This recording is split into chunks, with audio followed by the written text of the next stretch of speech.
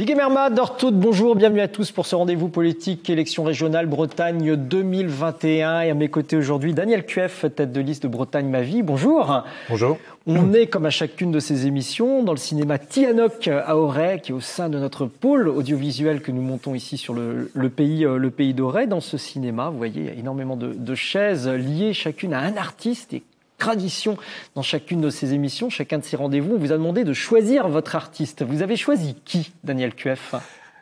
Alfred Hitchcock. Pourquoi?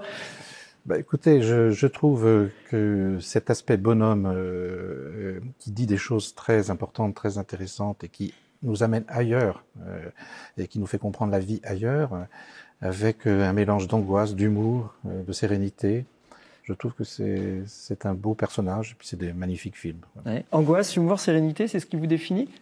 Et discrétion aussi, parce qu'Alfred Hitchcock apparaît de manière très subtile dans chacun de ses films. Oui, je pense que quand on est dans le champ politique, il faut effectivement être extrêmement résistant, extrêmement offensif, mais aussi savoir s'effacer devant la réalité. Parce que je pense qu'aujourd'hui, il y a une grande difficulté dans le monde politique, c'est que normalement, quand on est élu, on est représentant.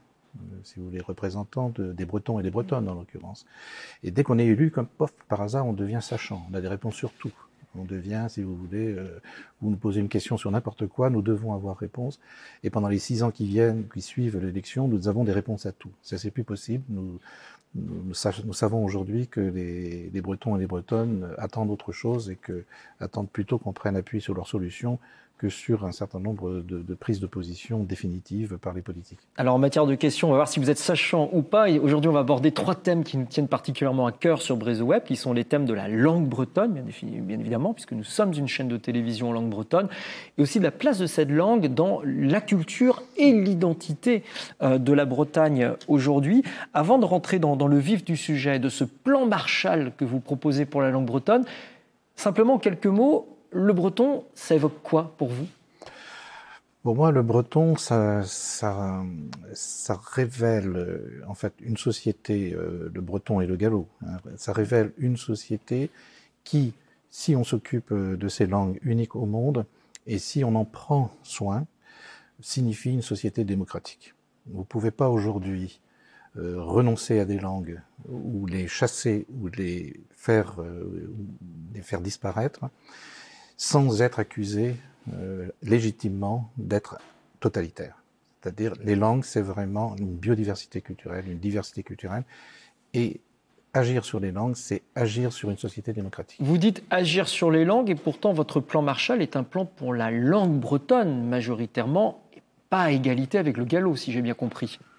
Il y a des débats beaucoup dans les milieux autorisés entre le gallo, fallait-il aider le gallo, fallait-il aider uniquement le breton, etc.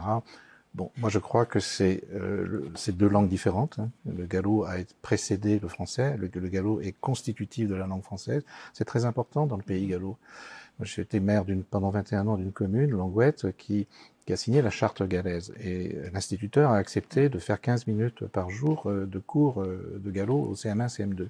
Lui, il connaissait pas le gallo, il a appris avec les enfants. Et il me disait que, en fait, c'était extraordinaire parce que cette langue qui est imagée, qui raconte beaucoup d'histoires, elle a beaucoup servi aux apprentissages des Français. Et moi, j'ai vu là, si vous voulez, que la langue gallaise était un atout aussi pour la langue française. Et les enfants s'amusaient. J'étais une fois dans une classe, c'était extraordinaire. Le jeu qui était de dire, mais comment s'appelle une coccinelle en gallo? Les enfants y allaient, il y avait plusieurs inventivités. Et en fait, personne n'a trouvé que ça s'appelait les marivoles. Et ça a donné quelque chose de très intéressant. Mais je reviens à ma question initiale. Votre plan Marshall est d'abord destiné à la langue bretonne. Oui, je pense que dans les faits, non. On parle peut-être plus de la langue bretonne, mais c'est dans notre esprit, c'est véritablement les 2 langues de Bretagne qu'il faudra absolument défendre, en s'appuyant surtout sur les efforts qui ont été réalisés. Hein. Il ne faut pas oublier que depuis longtemps, des militants, des associations s'attachent à ça avec force, avec beaucoup de passion, avec des moyens dérisoires, et que c'est grâce à eux, grâce à ce terreau qui est là, que nous allons pouvoir aller plus loin, et y compris donc pour le gallo. On se base beaucoup sur dans ce rendez-vous politique sur une plateforme qui s'appelle Rueda d'Arbrezonnec, le réseau de la langue bretonne, dans laquelle on retrouve des militants, des associations d'enseignement, de formation continue, de médias, de vie culturelle, et qui ont posé un certain nombre de questions, de revendications à tous les candidats en lice pour cette élection régionale. On va en prendre quelques-unes et on verra comment dans votre plan Marshall aussi vous avez des propositions face à ces questions. Première qui est très symbolique, un vice-président, une vice-présidente à la langue bretonne. Pour vous, passage obligatoire ou pas forcément? Oui, disons que c'est il y a un débat pour savoir si, comme l'environnement, les langues ne doivent pas être transversales. C'est-à-dire que le souci politique, mais je dirais le souci aussi de management du Conseil régional, fait que peut-être nous aurions intérêt à ce qu'il y ait une transversalité dans la totalité des services et qu'on ne mette pas de côté les langues de Bretagne. Parce que les mettre de côté dans un service, c'est les mettre à part et c'est plus les mettre dans la vie. Alors, nous travaillerons certainement pour que les associations, tout le monde culturel, le monde linguistique breton ait un interlocuteur privilégié, si vous voulez.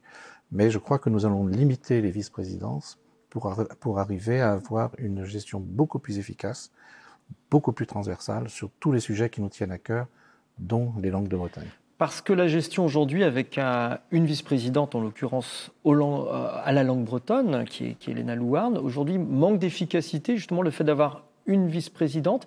Et quel regard d'ailleurs de manière générale est-ce que vous portez sur la politique linguistique actuelle menée par Loïc Chéné-Girard? Moi, je connais Léna Louarn, je l'ai vue à plusieurs reprises, désespérée de ne pas avoir ces sujets repris, ses propositions, comment voter, etc. Donc, vraiment, elle est à l'intérieur même du Conseil régional, elle est là pour défendre les langues, quoi. C'est pas normal. Soit on a un projet politique dans lequel les langues de Bretagne sont vraiment au cœur de la politique, mais qu'un vice-président ou une vice-présidente soit à ce point obligé de défendre son beefsteak, je dirais, au sein même d'une majorité, ça n'est pas normal. Donc ça, c'est quelque chose qui sera terminé avec notre gestion. Et sur la politique linguistique menée actuellement? Je dis qu'il y a eu des choses faites. Je pense que c'est toujours important de souligner le travail des pionniers. Souligner le travail des militants. Parce que si vous dites c'est pas suffisant, eh ben vous mettez aussi en cause tous ceux qui ont bossé là-dessus. Et moi, je souhaite pas faire ça. Je souhaite faire un point en disant voilà, il y a eu ça de fait, ça a été fait. Je pense que sous le galop, il y a eu beaucoup de choses de fait, par exemple. Seulement, c'est pas suffisant. Mais c'est sur cette base-là que nous allons aller plus loin, avec beaucoup plus de moyens et aussi, surtout, une évaluation. C'est-à-dire, est-ce que véritablement la langue de Bretagne, les langues de Bretagne redeviennent à la mode, oui ou non? Est-ce qu'elles font sens? Et ça, nous allons faire des appels à solutions en disant mais qu'est-ce que vous proposez? J'étais l'autre jour dans le Pays Pagan et qui me disait mais tu sais, la langue bretonne peut nous aider à comprendre l'écologie, peut nous aider à comprendre comment fonctionne l'environnement, comment fonctionnent les vagues. C'est un langage qui signifie un certain nombre de choses. Pourquoi dans ce Pays Pagan, la langue bretonne ne serait pas la langue de l'écologie, par exemple? Ça, c'est quelque chose qu'il faudra rechercher pour que vraiment les langues soient parlées, soient utiles, soient pas comme il y a tendance aujourd'hui, célébrées dans des musées et dans des structures à part. Ouais. Vous parliez de moyens budgétaires justement pour y arriver. Alors l'une des revendications de cette plateforme, c'est un budget multiplié par 2. Aujourd'hui, elle a calculé que le coût investi par breton en Bretagne sur la langue bretonne est environ de 2,50 €. J'ai cru lire 2 €. Vous êtes encore plus bas dans votre plan Marshall. La plateforme demande au minimum un doublement, sachant qu'en Corse, on est à 7 € par habitant et au Pays de Galles ou bien en Catalogne, on est à plus de 20 €. Vous mettez le curseur jusqu'à 7 €, si j'ai bien lu. Oui, on est parti sur une évaluation de 2,60 € aujourd'hui. C'était nos chiffres tels qu'on a pu les recouper pour passer à 7 €, effectivement. Alors, l'argent ne fait pas tout. C'est-à-dire que je tiens beaucoup à l'évaluation. Si il faut de l'argent supplémentaire pour que les langues de Bretagne reviennent à la mode, on mettra cet argent. Mais il ne faut pas que ça soit à fond perdu, il faut que ça soit à fond d'efficacité. Et donc, ça demande des outils d'évaluation pour voir est-ce que ça progresse ou est-ce que ça ne progresse pas. Et si ça ne progresse pas, quelles sont les résistances et quels moyens il faut mettre en plus. Vous êtes critique sur la majorité actuelle, lorsque l'on voit l'écart, effectivement, 2,60 € ou 2,50 € actuellement, vous le portez à 7 €, ça veut dire quoi? Le Etienne Girard n'a pas suffisamment mis de moyens? Oui, il n'a pas mis suffisamment de moyens. Je crois que c'est pas une préoccupation centrale, quoi. C'est-à-dire que en fait, on ne peut pas ne pas avoir un projet sur les langues de Bretagne, quoi. Donc on en a un, voilà. Mais ça n'est pas le cœur du dispositif. Donc on en met le moins qu'on peut et on redoute, je pense même beaucoup le milieu culturel, artistique, linguistique breton. On redoute le milieu culturel, c'est-à-dire? C'est-à-dire qu'on ne voudrait pas qu'ils prennent trop de place quand même, qu'ils soient de plus en plus parlés. Je pense qu'il y a quelque chose, qu'il y a une grande réticence, qui est cette réticence qui est celle de l'importance première de la langue française, qui est le fait que voilà, on est même en République quand on parle français, on est moins quand on parle breton ou gallo. Il y a quelque chose qui se joue dans l'imaginaire des élus qui, à mon avis, est assez catastrophique et qui fait qu'on a une politique, je dirais, très tiède dans la matière. Une des revendications de cette plateforme, et on va la retrouver aussi dans votre plan Marshall, c'est un bilinguisme systématique. Alors, à minima, dans tous les espaces qui dépendent de la région Bretagne, bien sûr les espaces physiques où la région a des bureaux, peut recevoir du monde, mais aussi les transports, les trains, les TER, les cars qui peuvent conduire les lycéens ou qui conduisent tous les Bretons là où ils vont. Quelle est votre opinion à ce sujet ? Il faut développer notamment le risque ces derniers mois de la toponymie là, qui disparaît, enfin en tout cas qui se francise. C'est-à-dire tous les noms de lieux de lotissement qui deviennent rue des Mésanges, rue des Épicéas, je ne sais quoi. Thomas d'Anguette, la nouvelle majorité qui appelle une rue des Jonquilles, alors que en fait on est dans la mode du tertre, et ça dit beaucoup sur le plan écologique, la mode du tertre, ce qui est déjà un mot francisé. Donc il faut votre question était sur le bilinguisme systématique. Ça, il faut le mettre en place vraiment fortement. En plus, c'est une façon extrêmement intéressante de comprendre son histoire. C'est-à-dire, c'est l'occasion de comprendre son histoire. Donc, il faudra que ça soit accompagné par une volonté du rectorat, c'est pas gagné, de se dire que c'est très intéressant de regarder toutes ces traductions parce qu'elles apprennent quelque chose, notamment sur les lieux, notamment sur l'histoire des lieux, et donc sur l'histoire de la Bretagne. Et ça, c'est intéressant. Vous avez cité le rectorat en matière d'enseignement de la langue bretonne. Jusqu'où va votre ou vos curseurs? Généralisation à tous les Bretons d'un enseignement, d'une initiation, développement du bilinguisme, service public d'éducation pour Diwan. Comment est-ce que vous vous positionnez par rapport à toutes ces propositions? Je crois que c'est d'abord un enjeu vis-à-vis des parents, que l'on espère convaincre par une forte politique, notamment du trilinguisme, c'est-à-dire français, gallo ou breton et anglais. Et ça, je l'ai vu, de mes yeux vu, il y a quelques années déjà, sur le quartier de Ménimur, pas très loin d'ici.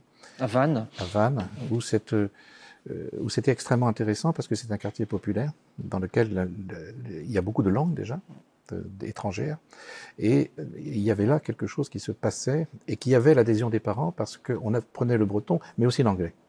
Et c'est ça souvent que les parents se disent, mais enfin, entre le français et entre l'anglais et le breton, j'ai plutôt intérêt de choisir l'anglais, pour des raisons évidentes. Avec le risque d'avoir des parents qui viennent uniquement pour l'anglais et plus du tout pour le breton. Plus du tout pour le breton. Donc cette notion de trilinguisme me paraît, y compris pédagogiquement, extrêmement intéressant, et en tout cas à explorer.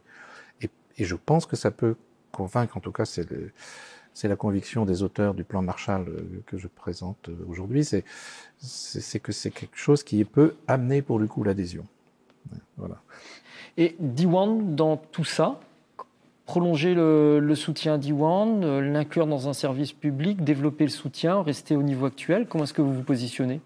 Oui, on a, comment bien sûr le soutien à Diwan, je crois qu'il faut aujourd'hui mesurer qu'il y a un certain nombre de locaux de Diwan qui quand même mériterait de plus d'aide pour être, je dirais, plus confortable. Ce qui est légalement interdit aujourd'hui. Ce qui est légalement interdit. Ça ne m'a pas empêché de le faire. Quand j'ai été président de l'établissement public foncier de Bretagne, avec l'école Diwan de Louannec, où là nous avons l'établissement public foncier de Bretagne a acheté l'ancienne école et l'a confiée en gestion à Diwan. Donc vous voyez, quand on veut, on peut. Après, il y a des subventions directes qui sont compliquées, mais vraiment sur les questions de locaux, à partir du moment où Diwan loue, à prix modeste, il n'y a aucun souci juridique. Et sur un soutien plus massif, ou alors on reste au soutien qui est actuel? Là, c'est toujours la même chose, c'est-à-dire que nous n'avons pas l'intention de faire une liste de propositions précises. Nous avons l'intention de créer un objectif qui est très très ambitieux. Mais nous avons aussi l'intention de se dire, voilà, l'objectif étant là, quelle solution vous apporteriez pour que ça fonctionne véritablement.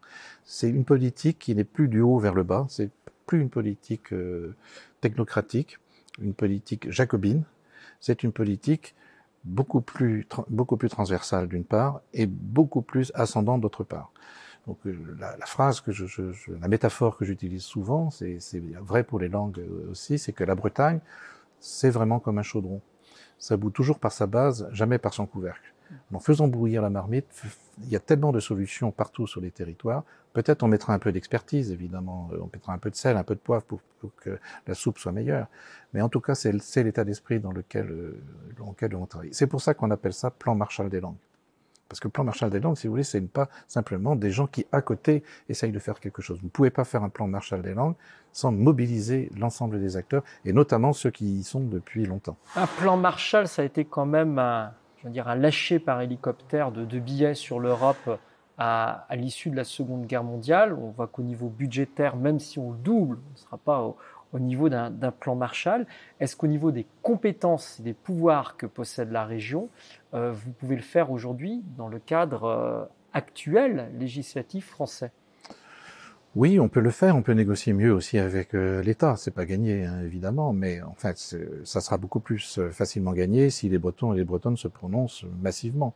Donc ça, c'est quelque chose qu'il faudra mettre en place. Bon, bien sûr, on sait qu'il y a des réticences, mais il faudra les transcender. Alors, est-ce que la Bretagne a les moyens? La Bretagne a très certainement un moyen symbolique énorme.